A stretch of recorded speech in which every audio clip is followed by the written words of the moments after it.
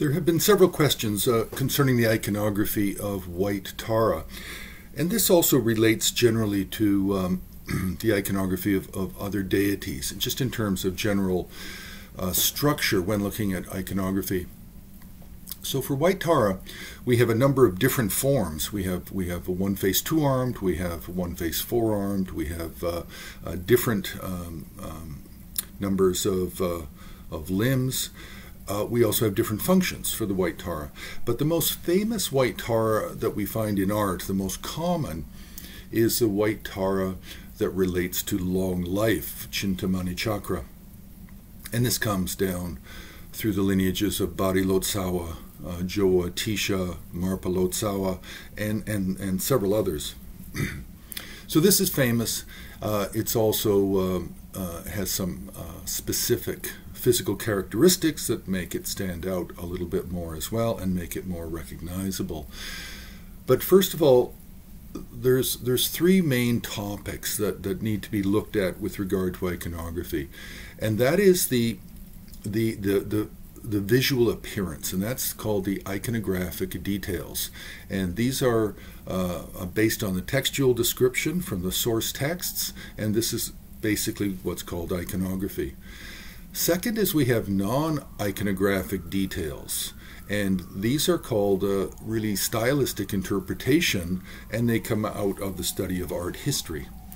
Then we have symbolic meanings of the figure of White Tara, and also her basically her attributes and her ornaments, and this is called religious context. So these are the three topics really that one has to look at with regard to iconography for any figure. And depending on the figure, depending on the textual source, it can be less complex or more complex. So as you can well imagine, with deities and figures such as Kalachakra and Hevajra and Vajrabhairava, then the symbolic meanings are really quite a bit more complex. Now, in terms of the iconographic details for White Tara, she's female, one face, two arms. Now she has 7 eyes. This is really the distinctive aspect of this form, of the longevity form of White Tara coming from Bari Lotsawa and Atisha and Marpa, is the 7 eyes. Although Bari does have a tradition where the figure of Tara does not have 7 eyes. So just bear that in mind, that there is actually one out there that doesn't have the 7 eyes, just has 2. Okay, the figure of White Tara is of course white in color, peaceful in appearance, which means youthful, a young girl of roughly 16 years of age. Now, the 2 hands are in the right hand is in a gesture of generosity. The left is held at the heart, holding the stem of a white utpala flower. So it's like a lotus.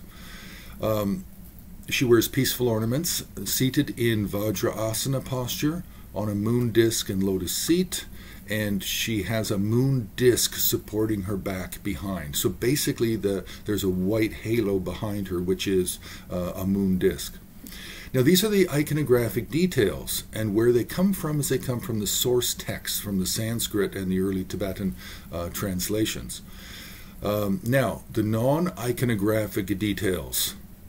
What belongs to art history and stylistic interpretation is the design of the ornaments, design and color of the garments, the tilt of the head and the sway of the body, if there is any. Also in painting, the outer halo type outside of the moon disc, and what color it might be. This is all stylistic interpretation. As for the symbolic meanings, then you really have to divide it into 4 different categories: the figure itself, the attributes, the adornments, and the supports. So we'll leave it there, and you can press the like button, you can subscribe, you can join HAR on Patreon and be a sponsor, be a donor, help us fund the work we do. And you can also go to the homepage of Himalayan Art Resources, and you can make a donation directly on the donate. Press the donate button, and you can choose which method you want to donate through.